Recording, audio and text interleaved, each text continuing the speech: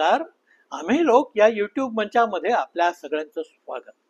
मित्रहो, मोदींच्या अमृतकाळात सरकारच्या सगळ्या संस्थांनी आपली घटनादत्त कर्तव्य विसरली आणि राज्यकारभारासमोर नांगी टाकल्याचं चित्र आज जणू आपल्या समोर आहे. यापूर्वीचे उपराष्ट्रपती असोत की लोकसभेचे अधिकारी, या लोकांनी जुनी लोकशाही मूल्य, प्रथा आणि परंपरा मोडीत काढल्याची अनेक उदाहरणं आपल्याला देता येतील. त्यातच आता भर पडली आहे की नव्या निवडणूक आयुक्तांची. ज्ञानेश कुमार नावाचे नवीन आयुक्त हे कालपरवापर्यंत अमित शहा यांचे खास नोकरशहा असे मानले गेले. शहा यांच्या राजकारणाची खासियत अशी की सरकारात त्यांना ठिकठिकाणी आपली आणि आपलीच अशी विश्वासू माणसं ही 24 तास राबण्यासाठी लागतात. खरं म्हटलं तर तशी ती सगळ्याच राजकारण्यांना हवी असतात. पण साधारणपणे अशा विश्वासू लोकांचा वापर हा केवळ काही विशिष्ट आणि मोजक्या अशा राजकीय कारणांकरता केला जात असतो. एरवी त्यांनी आपल्या विवेकानं कायदेशीर चौकटीत आपलं काम करावं एवढं स्वातंत्र्य त्यांना निश्चितच मिळणार असतं. पण मित्रहो, अमृत काळात तसं होणार नाही. या काळातल्या सरकारात साऱ्या प्रशासनानं सरकारचं राजकारण देखील करावं ही अपेक्षा सगळ्यांना असते. म्हणूनच निवडणूक आयोगासारख्या संस्थेवर आपली पकड मजबूत करण्यासाठी कायदा बदलून आपला माणूस तिथं आणला जातो. तसेच हे नवीन निवडणूक आयुक्त मिस्टर ज्ञानेश कुमार आपला कार्यभार सांभाळल्यानंतर त्यांनी आपली पहिली वहिली पत्रपरिषद घेतली, ती आपण पाहिली. निवडणूक आयोगाच्या कामाबद्दल सध्या जो संभ्रम सर्वदूर पसरलेला आहे त्याचं निराकरण करण्याचा प्रयत्न ते कदाचित करतील अशी अपेक्षा सगळ्यांना होती. पण प्रत्यक्षात त्यांनी या संधीचा वापर देशाच्या विरोधी पक्ष नेत्याला दरडावण्यासाठी, धमकावण्यासाठीच केला. निवडणूक आयोग यापुढे निवडणूक आयोगासारखा नाही तर नियुक्ती आयोगासारखा वागेल अशीच काहीशी चुणूक त्यांनी या पत्रपरिषदेतून दाखवून दिली. मित्र, राहुल गांधींनी लाखभर बोगस मतदार हे महादेवपुरा मतदारसंघातून हुडकून काढले. नंतर या लाखभर मतदारांची छाननी करणं, बोगस मतदार बाहेर काढणं, मतदार यादी शुद्ध करणं हे काम खरं तर निवडणूक आयोगानं करायला हवं होतं. पण निवडणूक आयोगाचं मात्र माथच भडकलं. त्यांनी राहुल गांधींशी थेट कुस्तम कुस्ती सुरू केली. तुम्ही जे कुठले आरोप केले त्याबद्दल प्रतिज्ञापत्र द्या किंवा 7 दिवसाच्या आत माफी मागा, हे दोनच पर्याय आहेत, हे ज्ञानेश कुमार यांनी ठासून सांगितलं. खरं तर मतदार नोंदवणं, मतदार याद्या सुधारणं, मतदार याद्या निर्दोष कशा राहतील हे पाहण्याचं काम निवडणूक आयोगाचं. ते राहिलं सगळं बाजूला आणि प्रतिज्ञापत्राचं आव्हान समोर फेकलं गेलं. राहुल गांधींनी केलेला मतचोरीचा आरोप हा संविधानाचा अपमान असल्याचं यापूर्वी भाजपानंच म्हटलेलं होतं. तसंच आता या घटनात्मक संस्थेचे प्रमुखही बोलतायत. म्हणजेच भाजपा आणि निवडणूक आयोग यांच्यात कुठल्या तरी पातळीवर काहीतरी मोठं सामंजस्य आहे हे दिसून जातं. मतदार याद्या तयार होतात तेव्हा राजकीय पक्ष लक्ष देत नाहीत, त्यांचे बूथ लेवलचे एजंट हे सक्रिय होत नाहीत आणि मग निवडणुका झाल्या, विरोधक पराभूत झाले की आयोगाच्या नावानं बोंबाबोंब सुरू होते, असं आयोगाचं आता म्हणणं आहे. हे सगळंच कदाचित पोरकट या प्रकारात मोडणार. लाखाचा सूट घालून पत्रकार परिषद घेणाऱ्या या आयुक्तांचा ताव आणि संताप या प्रकारचा की कुठल्याही घटनात्मक संस्थेच्या प्रमुखाला मुळीच न शोभणारा. जसं यांचा कोणीतरी कुठेतरी आका असावा आणि त्यानं यांना आदेश दिले असावेत की जाओ फाड़ डालो संविधान के दुश्मनों को. पडत्या फळाची आज्ञा घेऊन हे गृहस्थ आपला रुद्रावतार घेऊनच पत्रकार परिषदेत हजर झाले. हे सत्तांध अधिकारी म्हणजे चहापेक्षा किटली गरम. त्यांच्या मनात जे काही असेल ते गरळ म्हणजे विष त्यांनी ओकलं. राहुल गांधींना कुस्तीच्या हौद्यातलं आव्हान दिलं तेव्हा कुठे यांच्यातला संताप थोडासा कमी झाल्यासारखा वाटला. बरं, राहुल गांधींनी यांच्यावर असे कुठले आरोप केलेले होते? काय मर्डर करण्याचे आरोप होते की यांचा संताप एवढा उफाळून यावा आणि यांनी थेट माफीनाम्याची मागणी करावी? राहुल यांनी याद्यांमधले घोळ बाहेर काढले, एवढंच केलं. बरं, जे केलं ते ऑफिशियल पद्धतीनं केलं. आयोगाला रीतसर अर्ज केला, याद्या मागितल्या, डिजिटल याद्या द्या असं म्हणाले. आयोगानं गोपनीयतेचं कारण दिलं, डिजिटल याद्या देणं फेटाळून लावलं. कागदांचे गठ्ठे सोपवले, त्यातून सारे घोळ बाहेर आले. बरं, असे घोळ काढणारे राहुल हे एकटे आहेत असंही नाही. जे ते चष्मेवाले अनुराग ठाकूर, त्यांनीही मतदार याद्यांमधले असे सगळे गोंधळ बाहेर उपसून काढले आहेत.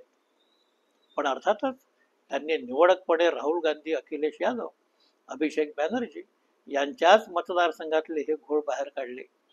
त्याबद्दल निवडणूक आयोगानं त्यांना नोटीस बजावल्याचं ऐकिवात नाही. त्यांच्या विरुद्ध कुठली तरी माफी मागो मोहीम पण आयोगानं चालवलेली नाही. वास्तविक राहुल गांधींना हे सगळे घोटाळे बाहेर काढण्यासाठी तब्बल 6 महिन्यांचा कालावधी लागलेला. त्यांची टीम ही 6 महिने राबली, तेव्हा कुठे लाखभर लोक बोगस असल्याचं सिद्ध झालं. नंतर अनुराग ठाकूर यांनी मात्र हा सगळा डेटा 4 दिवसात बाहेर काढला. त्यांनी हा डेटा कुठून आणला, त्यांना एवढी गुप्त माहिती कोणी पुरवली, कशी पुरवली, याबद्दल निवडणूक आयोगानं खरं तर स्वतंत्रपणे चौकशी करायला हवी होती. ते आयोगानं केलेलं नाही.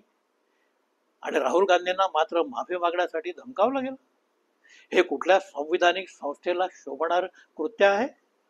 असे कसे हे घटनात्मक संस्थेचे प्रमुख? हे तर नवीन जमान्यातले सत्ताशरण अधिकारी. यांना आयोग चालवण्यासाठी ठेवलेलंच नाही, तर विरोधकांना संपवण्यासाठी, राहुल गांधींना निपटवण्यासाठी सूट पांघरून तिथं बसवण्यात आलेलं असावं. असंच यांचं हे सारं वागणं आहे, धमकावणं आहे. अखिलेश यादव यांनीही उत्तर प्रदेशातला एका मतदारसंघात समाजवादी पार्टीची तब्बल 18,000 मतं कापली गेल्याचा जाहीरपणे आरोप केलेला आहे. बरं, नुसता आरोप करून ते थांबलेले नाहीत, तर निवडणूक आयोगाच्या अटीप्रमाणे त्यांनी प्रतिज्ञापत्रही सादर केली. पण या विषयावर मात्र निवडणूक आयोग एक शब्दही बोलायला तयार नाही. मित्र, निवडणूक आयोगाच्या संदर्भात आज जनमानसात पूर्णपणे अविश्वासाची भावना निर्माण झाल्याचं चित्र आहे. त्यासाठी कारण तर आहेतच. लोकसभा आणि विधानसभा निवडणुकांच्या दरम्यान एवढं मतदान वाढलं कसं?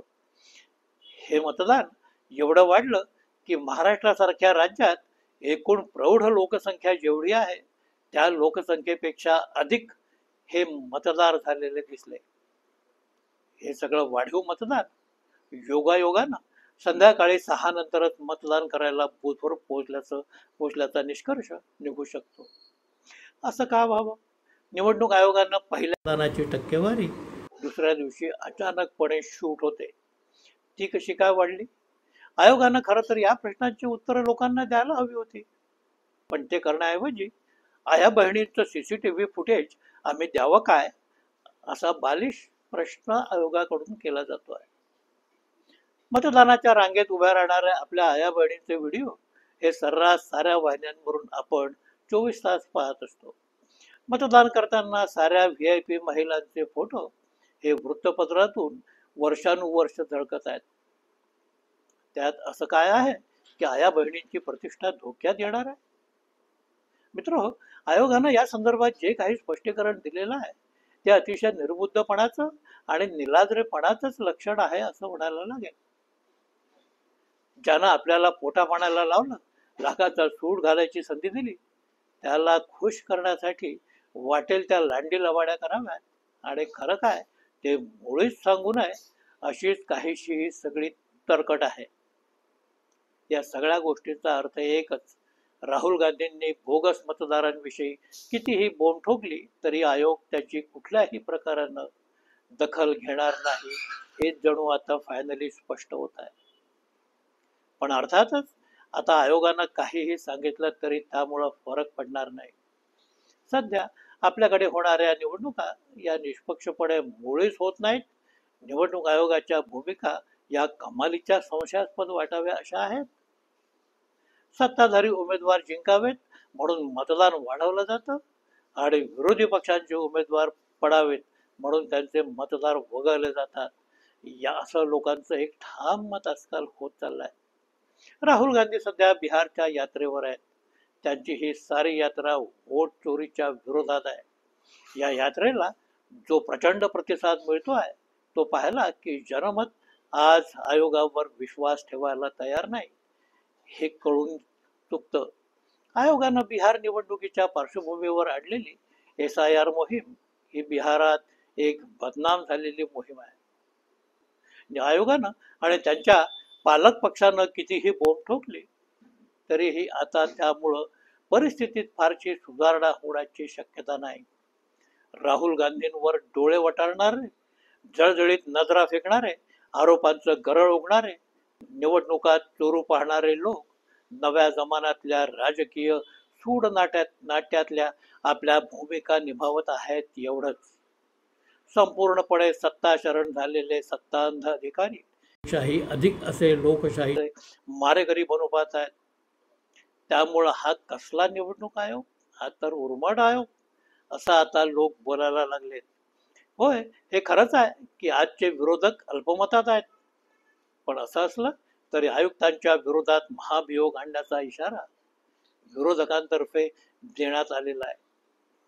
अर्थातच हा प्रस्ताव पारित होणं दूर, पण अशा प्रकारचा प्रस्ताव नुसता दाखल झाला तरी आयोगाची पळताभुई थोडी होईल. खऱ्या नोकरशहांनी वातावरणातले बदल हे टिपायचे असतात. काळ वेळ पाहून थोडंसं लवचिक होणं गरजेचं असतं. हे देखील यांना आता कुणाला सांगावं लागेल का? मित्रहो, हा व्हिडिओ तुम्हाला कसा वाटला ते आवर्जून सांगा. लाईक करा, शेअर करा, सबस्क्राईब करा ही विनंती. नमस्कार.